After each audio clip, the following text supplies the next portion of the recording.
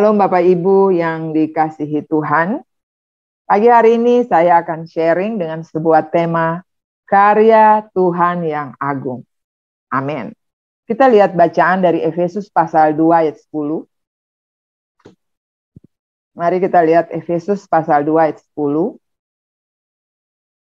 Dikatakan, karena kita ini buatan Allah, diciptakan dalam Kristus Yesus untuk melakukan pekerjaan baik yang dipersiapkan Allah sebelumnya. Ia mau supaya kita hidup di dalamnya. Kalau terjemahan lain dikatakan untuk melakukan pekerjaan baik yang telah ditetapkan sebelumnya agar kita hidup di dalamnya. Nah, kalau kita baca kitab Efesus pasal 2 ini, judulnya adalah semuanya adalah kasih karunia. Amin, Bapak Ibu. Jadi, saudara dan saya, kita ini adalah orang-orang yang dahulu sudah mati. Karena pelanggaran, karena dosa-dosa kita, karena kita tidak hidup menurut perintah Tuhan, kita lebih mengikuti penguasa-penguasa kerajaan angkasa, yaitu roh yang sedang bekerja di antara orang-orang durhaka. Nah, ayat ini sudah ada dari dulu. Orang-orang yang dahulu pun hidup di antara orang-orang durhaka. Kita pun saat ini, ayat ini juga datang kepada kita. Tetapi kita tahu bahwa kita diselamatkan. Amin. Diselamatkan bukan karena apa? Bukan karena usaha kita, tetapi pemberian Tuhan. Kita diselamatkan oleh iman. Firman Tuhan berkata, oleh iman. Ya, di dalam ayat 14 itu dikatakan, tetapi Allah yang kaya dengan rahmat dan kasih-Nya yang besar telah menyelamatkan kami. Kami diselamatkan oleh iman, bukan hasil usahamu, tetapi pemberian Elohim. Amin. Nah, Bapak Ibu Saudara yang Tuhan cintai, kita tahu bahwa hari-hari ini, saat ini kalau kita, Bapak Ibu tahu kan bahwa saat ini apa yang sedang terjadi di Indonesia, ada G20, Bapak Ibu sudah tahu ya tentang G20, yaitu forum kerjasama multilateral yang terdiri dari 19 negara utama dan Uni Eropa. Jadi ada dari Afrika Selatan, dari Amerika Serikat, Arab Saudi, ada dari Argentina, Australia, Brasil, India, Indonesia, Inggris, Italia, Jepang, Jerman, Kanada, Meksiko, Republik Korea, Rusia tidak hadir, Prancis, Tiongkok, dan Turki. Nah, kemarin saya dengar berita Ibu Menteri Keuangan berbicara tentang isu-isu global yang akan dibahas di G20 ini adalah berhubungan dengan masalah ekonomi, stabilitas keuangan, Bapak Ibu, perdagangan, dan satu lagi, kesehatan. Wow, jadi kita perlu berdoa Bapak Ibu, karena kesehatan ini, masalah kesehatan ini belum berarti. Tetapi apa yang terjadi, dampak apa dari G20 ini? Kalau Menteri Pariwisata dia bicara bahwa akan ada kontribusi peningkatan pariwisata dari mancanegara hingga mulai dari 1,8 sampai 3,6 juta. Dan ada 600 sampai 700 ribu lapangan kerja sektor kuliner, fashion, dan juga karya. Melibatkan banyak UMKM, sekitar 33 ribu tenaga kerja. Ini semua sedang terjadi di bangsa kita. Amin Bapak Ibu. Kita tidak mengerti apa juga tujuan Tuhan untuk bangsa kita, tapi kita berdoa untuk keamanan dari semua hal yang sedang terjadi di bangsa Indonesia. Semua mata dunia sedang ada di Indonesia. Amin. Indonesia akan mengalami pemulihan yang luar biasa. Ada revival, ada peristiwa-peristiwa besar yang akan terjadi di bangsa ini, termasuk orang-orang yang akan mengenal Kristus pun akan lebih dan terus bertambah banyak. Amin, Bapak Ibu. Nah, pagi hari ini Efesus pasal 2 ayat 10 ini mengingatkan saudara dan saya. Saya dalam banyak sharing, saya selalu mengingatkan bahwa apapun yang kita alami di dalam hidup ini, jangan lupa identitas kita. Karena identitas itu paling menentukan untuk semua pergerakan kita. Ketika kita susah, ketika kita dalam masalah, kita ingat identitas saya itu apa sih? Saya putra dan putri kerajaan. Wow, saya anak Tuhan. Dan hari ini firman Tuhan bicara di dalam ayat 10 tadi. Karena kita ini buatan Allah. Apa Bapak Ibu? Kita ini buatan Allah. Nah, kalau bicara tentang buatan Allah, ini sebenarnya berbicara tentang kepemilikan. Ya, kita ini bukan buatan China, kita ini bukan buatan Korea, tetapi kita ini buatan Allah. Firman Tuhan katakan bahwa Tuhan itu membuat kita segambar dan serupa dengan Dia. Amin. Alkitab berkata seperti itu. Jadi yang saya mau bilang pagi hari ini bahwa saudara dan saya adalah karya terbesarnya Tuhan. Amin. Kita adalah karya Tuhan yang paling agung, ya, terbesar, mulia. Kita diciptakan itu berbeda dengan semua ciptaan Tuhan yang lain. Amin. Jadi mari ingat identitas kita ini. Kita diciptakan berbeda dengan semua ciptaan Tuhan yang lain. Bapak, Ibu, Saudara, saya mau gambarkan begini. Coba mari kita pikirkan sejenak tentang seorang seniman, ya. Seorang seniman yang sedang membuat sebuah lukisan yang indah. Nah, pasti di dalam pikirannya, imajinasinya, ya, hal-hal yang dia pikirkan tentang sesuatu yang akan dia buat. Misalnya dia mau gambar atau mau gambar seorang manusia misalnya. Pasti dia sudah berpikir, ini rambutnya warna apa? Ya, kalau rambut hitam cocoknya matanya apa, begitu kan? Telinganya model bagaimana, hidung, tangan. Nah, pada waktu kita melihat, kita belum tahu ini nanti model terakhirnya seperti apa. Benar ya? Tetapi Tuhan pada waktu membuatnya, dia sudah tahu bahwa ini nanti akhirnya model seperti ini. Oh, mata begini cocok, hidungnya tuh begini. Benar nggak? Mulut begini, cocoknya telinganya begini, bisa ya. Jadi kalau kita sudah dibuat misalnya dengan mata yang begini, sudah jangan pi operasi mata lagi untuk bikin tambah besar. Atau hidung yang sudah begini, sudah jangan operasi lah untuk bikin hidung tambah mancung, karena pasti lihatnya aneh. Pasti aneh Bapak Ibu.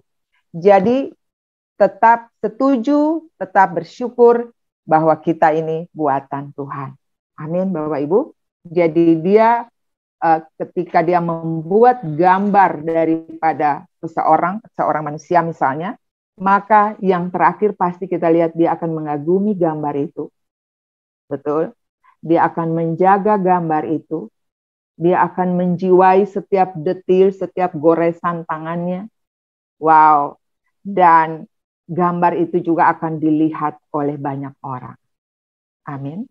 Dan itu adalah saudara dan saya. Karya agungnya. Tuhan membuat kita memang dari debu tanah. Tetapi dia membuat kita berharga. Karena napasnya yang dia berikan untuk saudara dan saya. Amin Bapak Ibu. Nah, yang kedua dikatakan kita diciptakan di dalam Kristus. Ya, kalau kita lihat ayat tadi, kita buatan Tuhan, kita diciptakan dalam Kristus Yesus. Ada untuk ya, untuk melakukan pekerjaan baik. Ya, jadi kita ini buatan dan kita diciptakan di dalam Kristus. Nah, kalau bicara tentang ciptaan di dalam Kristus, tadi malam saya dulu renungkan ini maksudnya gimana ya? Kita diciptakan di dalam Kristus. Ternyata 2 Korintus 5 ayat 17 berkata, jadi siapa yang ada di dalam Kristus, ia adalah ciptaan yang baru. Artinya yang lama sudah pergi dan yang baru itu sudah datang. Dulu kita seperti apa hidup lama kita? Tapi ketika kita diciptakan di dalam Kristus, ini berbicara tentang ciptaan baru, hidup yang baru. Amin Bapak Ibu, kita ditebus, kita diselamatkan dengan darahnya. Jadi pada waktu kita diciptakan baru, maka kehidupan Kristus ada di dalam saudara dan saya. Katakan amin. Nah, untuk apa kita diciptakan? Untuk melakukan pekerjaan baik. Amin. Nah, pekerjaan baik itu seperti apa Bapak Ibu? Pasti Bapak Ibu bisa bilang saja, bisa tulis di komentar. Pekerjaan baik itu seperti apa ya? Misalnya saja nih, misalnya kita di rumah, ya. Pekerjaan baik seperti apa? Misalnya kita bangun pagi, sebagai anak kita bantu orang tua, kita memasak, kita membersihkan rumah, benar nggak ya? Kita menuruti nasihat orang tua, kita mengasihi di antara saudara, kita saling mengampuni. Amin Bapak Ibu. Ini perbuatan-perbuatan baik yang harus kita lakukan. Termasuk menjaga kesehatan, kita berolahraga, tidak begadang, makan makanan-makanan yang sehat, tidak asal makan. Ini saya sedang bicara juga untuk diri saya Bapak Ibu. Jadi mari kita melakukan pekerjaan-pekerjaan yang baik yang memang Tuhan ciptakan kita untuk itu. Membangun mesbah doa, baca Alkitab, ada dalam komunitas seperti ini, pagi-pagi sudah bangun untuk bersama-sama saudara seiman. Ini semua adalah perbuatan-perbuatan baik yang kita lakukan. Amin. Termasuk kita hidup di dalam kasih, sabar, penuh dengan penguasaan diri. Itu semua hal-hal yang memang Tuhan mau kita ada di sana. Nah, dan apa yang Kristus tunjukkan bagi saudara dan saya? Perbuatan baik apa yang Bapak Ibu lihat dari Kristus, yang mana kita diciptakan di dalam Dia tadi. Nah, kita lihat bahwa Kristus itu pada waktu Dia ada di bumi ini, yang pertama Dia mencari murid-muridnya. Betul? Dia menemukan murid-muridnya. Kemudian Dia mengajar mereka. Dia memberitakan Injil selama Dia ada di dunia ini. Katakan amin. Kemudian apa perbuatan-perbuatan Tuhan yang baik? Dia menyembuhkan orang sakit. Betul ya? Orang yang sakit kusta misalnya, perempuan yang sakit perdarahan, misalnya mertua Petrus, ada orang-orang sakit di Genesaret, dia sembuhkan saudara. Kemudian apa? Orang buta melihat, timpang berjalan, tuli mendengar. Wow, ini pekerjaan-pekerjaan baik yang Tuhan lakukan. Betul? Dia memberi makan 5.000 orang dengan 5 roti dan 2 ikan. Dia yang meredakan angin ribut di dalam perahu waktu bersama-sama dengan murid-muridnya. Ia dicobai iblis di padang gurun, tetapi ia menang. Amin. Ia selalu mengajar, dan kita lihat pada akhirnya ia juga dijual dengan 30 keping perak oleh muridnya sendiri. Dia juga pernah dikatakan tidak dikenal oleh Petrus. Betul, pada setiap hari berjalan dengan dia. Dia ini juga, Kristus ini, dia juga suka berdoa. Dia berdoa di Getsemani. Kita lihat kemudian apa? Dia disiksa, dia diludahi, ia disalibkan, mati, dikuburkan, bangkit, naik ke surga. Ini perbuatan-perbuatan yang Tuhan buat sebagai teladan, sebagai contoh untuk saudara dan saya yang ada di dalam Dia. Jadi pada waktu kita menerima Dia, kita mengikuti Dia, kita diciptakan di dalam Dia, maka apa yang ada di dalam Dia juga harusnya ada di dalam saudara dan saya. Tadi malam Roh Kudus bilang untuk saya begini, jadi Paula, kamu tuh harusnya fokus saja dengan apa yang Tuhan kasih teladan untuk kamu. Nah, ini teladan-teladan yang Tuhan berikan untuk saudara dan saya. Dia bisa menyembuhkan orang. Amin. Yang buta melihat, timpang berjalan, sakit sembuh, terikat dibebaskan. Kenapa? Karena dia juga telah memberikan kuasa kepada saudara dan saya. Jadi dia tidak sekedar memberi contoh, dia tidak sekedar memberi teladan, tapi dia juga meninggalkan kepada kita, dia memberikan kepada kita kuasa. Coba kita lihat Lukas 10 ayat 19. Kita lihat di sini. Lukas 10 ayat 19, kita baca ayat ini ya. Supaya kita tahu bahwa identitas kita ini seperti apa. Tidak sekedar hidup. Dan saya bersyukur ada di Healing and Prophecy ini sebenarnya Pastor Luther juga sedang membuat satu teladan yang bisa kita contohi. Bagaimana mendoakan orang sakit pada waktu saudara dan saya sakit. Dan ketemu orang sakit di luar sana, tidak mungkin kita panggil Pak Luther, mari tolong berdoa dulu untuk beliau. Kita bisa langsung mempraktekannya. Katakan amin Bapak Ibu. Amin. Karena apa? Tuhan memberi kuasa yang sama kepada saudara dan saya. Nah, dikatakan dalam Lukas 10 ayat 19, sesungguhnya aku telah memberikan kuasa kepadamu untuk apa? Menginjak ular dan kalajengking dan kuasa untuk menahan kekuatan musuh. Wow, sehingga tidak ada yang akan membahayakan kamu. Ini kuasa Bapak Ibu yang Tuhan berikan untuk saudara dan saya. Amin.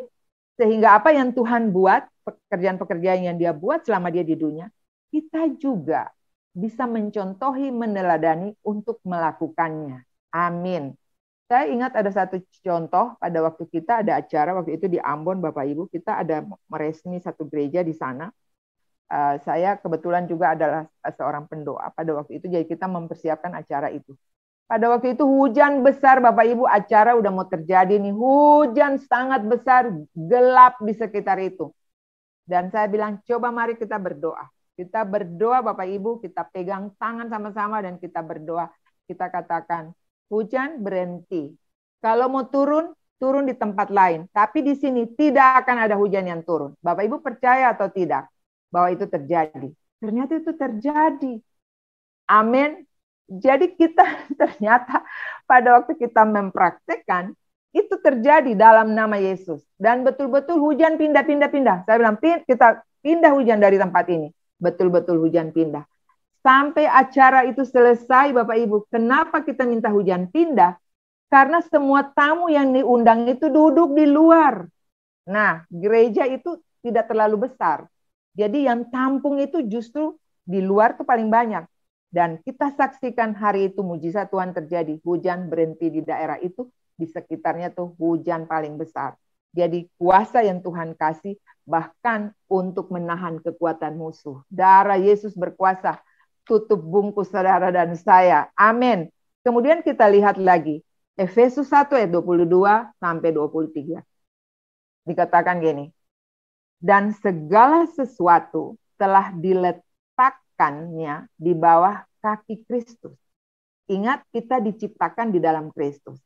Dan segala sesuatu telah diletakkannya di bawah kaki Kristus. Dan dia telah diberikannya kepada jemaat, yaitu saudara dan saya, sebagai kepala dari segala yang ada. Jemaat yaitu gerejanya, yaitu saudara dan saya, yang adalah tubuhnya, yaitu kepenuhan dia yang memenuhi semua dan segala sesuatu. Kristus adalah kepala jemaat. Amin. Dan kita adalah anggota-anggota tubuhnya. Amin. Nah, kemudian ini ada satu ayat lagi, Matius 16 ayat 19. Nah, kepadamu akan kuberikan kunci kerajaan sorga. Apa yang kau ikat di dunia ini akan terikat di sorga. Dan apa yang kau lepaskan di dunia ini akan terlepas di sorga. Amin Bapak Ibu. Jadi mari ingat identitas kita. Yohanes 14 ayat 12, ini keren banget. Aku berkata kepadamu sesungguhnya, barang siapa percaya kepadaku, ia akan melakukan juga pekerjaan-pekerjaan yang aku lakukan. Katakan amin. Bahkan pekerjaan yang lebih besar daripada itu. Sebab aku pergi kepada Bapa. Pada waktu dia pergi kepada Bapa, kita yang ada, kita harus meneruskan apa yang dia sudah lakukan. Amin Bapak Ibu. Jadi kita diciptakan baru di dalam, kita adalah ciptaan baru di dalam Kristus untuk melakukan pekerjaan yang telah dia tetapkan sebelumnya supaya kita hidup di dalamnya. Artinya kita hidup di dalam Kristus. Hidup di dalam apa yang dia lakukan. Jadi itu paket Bapak Ibu. Ketika kita percaya, ketika kita hidup di dalam Kristus, maka apa yang dia punya juga adalah bagian kita, milik saudara dan saya. Pagi ini Bapak Ibu, pagi ini saya ingin mengingatkan kembali bagi kita semua termasuk saya juga bahwa seniman yang terbesar segala zaman, dia telah menciptakan Anda dan saya. Dia telah memikirkan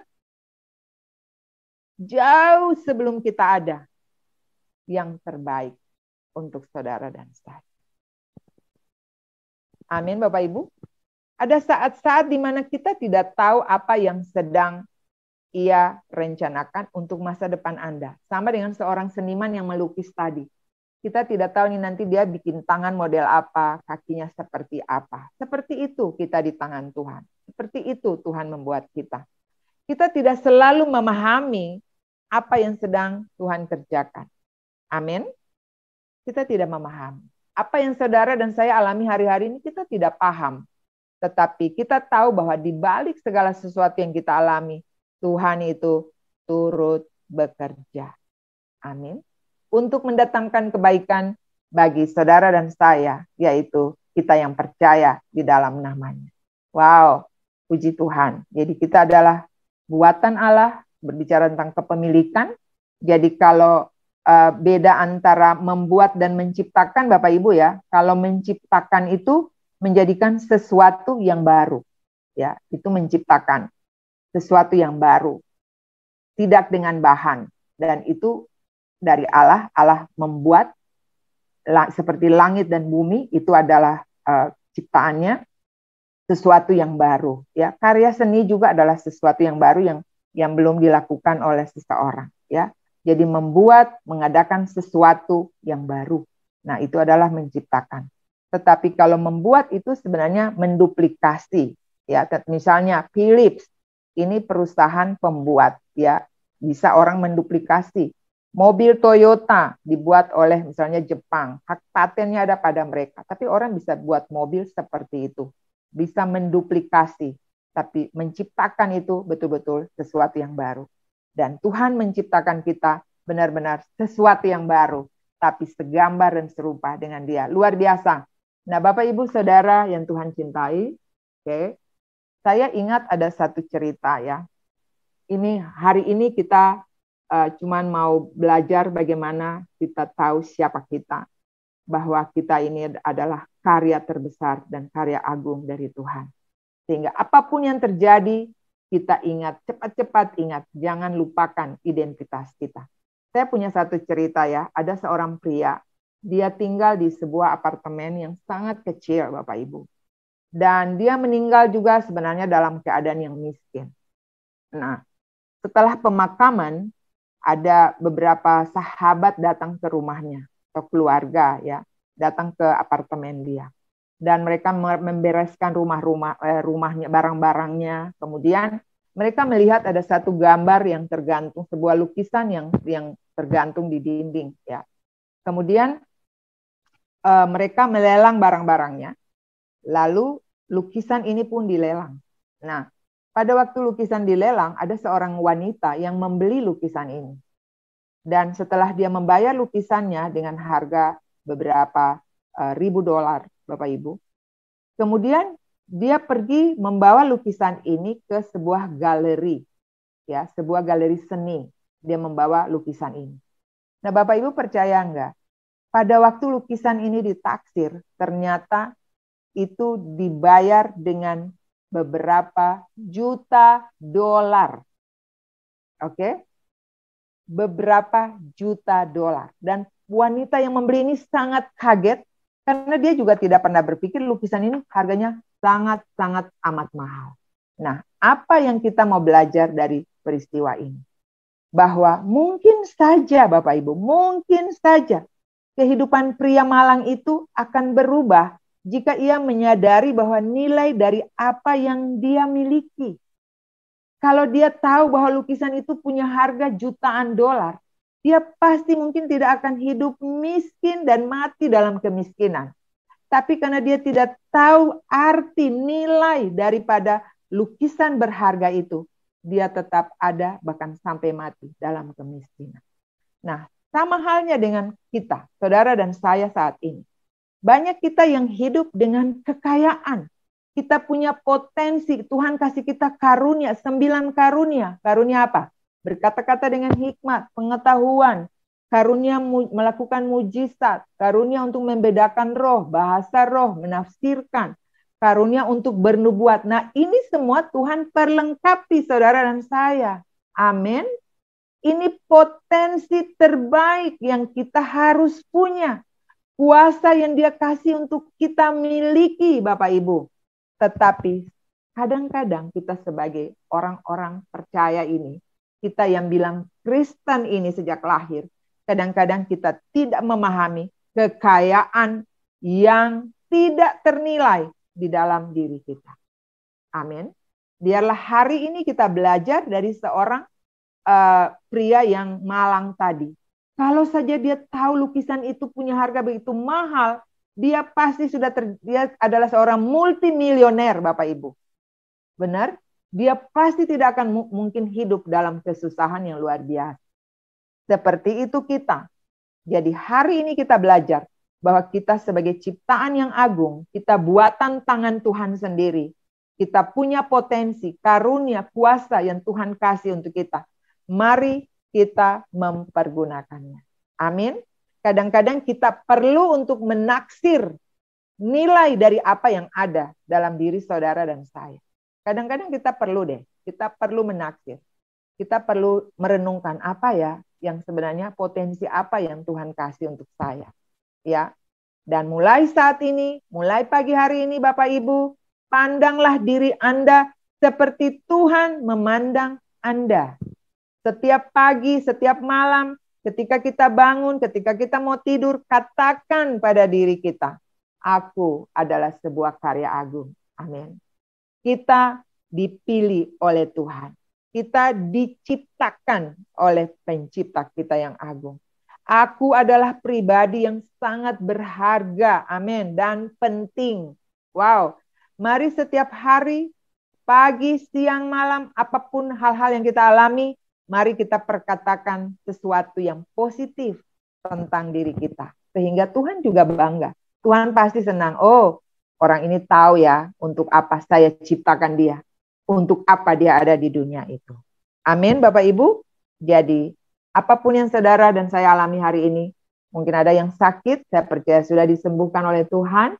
Yang datang dengan masalah pasti ada jalan keluar yang Tuhan kasih. Karena Tuhan memberikan kita kuasa bahkan untuk menahan musuh. Amin. Tetap berkomunikasi, tetap terhubung, tetap melekat dengan Tuhan supaya kita berbuah banyak. Terima kasih, Tuhan Yesus memberkati kita semua. Kita milik ciptaan yang paling mulia. Haleluya. Amin. Terima kasih Pastor Luther, saya kembalikan kepada Bapak. Ya, puji Tuhan. Bapak Ibu diberkati, terima kasih Ibu Paula pagi hari ini. Saya percaya bahwa jemaat Tuhan diberkati oleh Tuhan. Bapak Ibu yang diberkati oleh Tuhan, tulis di kolom komentar, saya sungguh amat diberkati oleh Tuhan. Kenapa sampai saya ajarin Bapak Ibu selalu tulis seperti itu? Supaya apa yang Bapak Ibu katakan itu jadi milik Bapak Ibu. Karena firman Tuhan itu akan terjadi ketika kita mau untuk selaras mengikutinya. Ketika Bapak Ibu lakukan itu, maka itu jadi milik Bapak Ibu. Kenapa Alkitab mengajarkan kita dengar firman harus katakan amin. Itu artinya kita belajar setuju dengan apa yang Tuhan katakan. Tuhan pakai manusia, Bapak Ibu ya. Setan juga bisa pakai manusia. Bahkan beberapa kali Tuhan pakai binatang untuk tegur rasul, tegur seorang nabi, dan mereka betul-betul reposisi jalan mereka. Mereka salah dan reposisi jalan mereka. Akan ada yang bertobat, ya. Tuhan bisa pakai siapa saja untuk mengingatkan kita, supaya kita kembali kepada jalannya Tuhan. Kemarin saya lihat di berita itu, saya lupa beritanya dari mana itu, tapi saya baca kemarin, itu ada gambar, ada seorang pelukis yang menggambar, itu harga lukisannya itu puluhan miliar, saudara. Kalau nggak salah 20-30 miliar satu lukisan.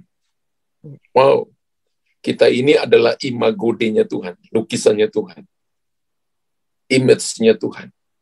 Menurut Yesaya 43 ayat 3 dan 4, oleh karena engkau berharga di mataku dan mulia, kita ini diciptakan betul-betul harga kita itu seharga darah Yesus karena ditebus dengan darah Yesus. Dan rancangan rencana Tuhan tadi disampaikan oleh Ibu Paula ya. Saya mau bold untuk Bapak Ibu bahwa kita ini adalah sesuatu yang diciptakan khusus oleh Tuhan. Kita ini harta kesayangan. Dan kalau dalam 1 Petrus 1 Petrus 2 ayat yang ke-9 dikatakan kata umat itu bahasa Yunaninya periosios. Periosios itu punya 3 arti. Pertama, harta kesayangan.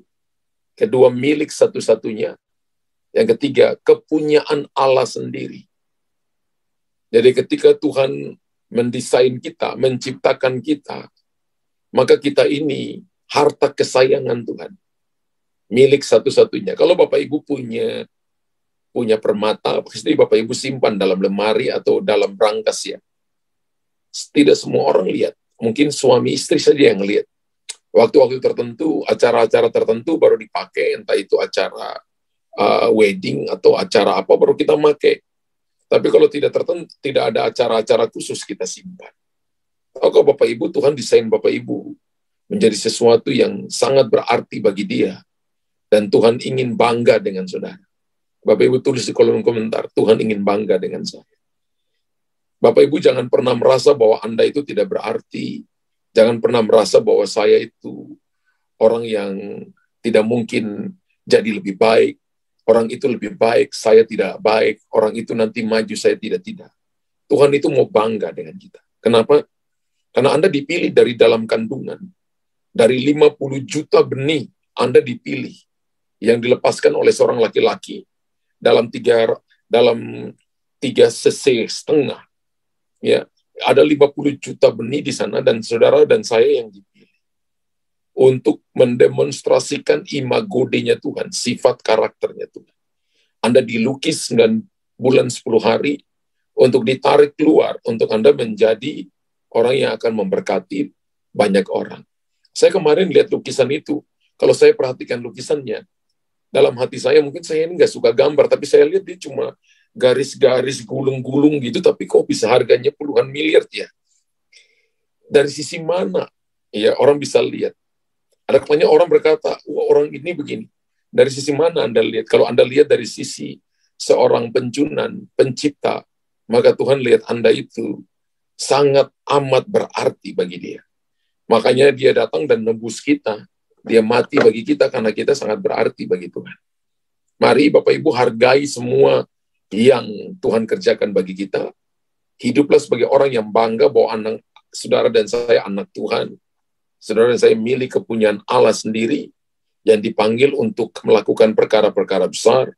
Ketika Anda dibaptis, baptisma, ditenggelamkan, dikuburkan, ditutupi permukaannya, maka Anda keluar dari dalam air, Anda itu manusia baru. Ya, manusia yang namanya pneumatikos. Pneuma itu roh manusia yang ada roh Allah dalamnya, maka kita manusia rohani. Kita bukan lagi manusia yang hidup cuma dalam daging, tapi kita manusia rohani yang mengikuti kehendak Tuhan.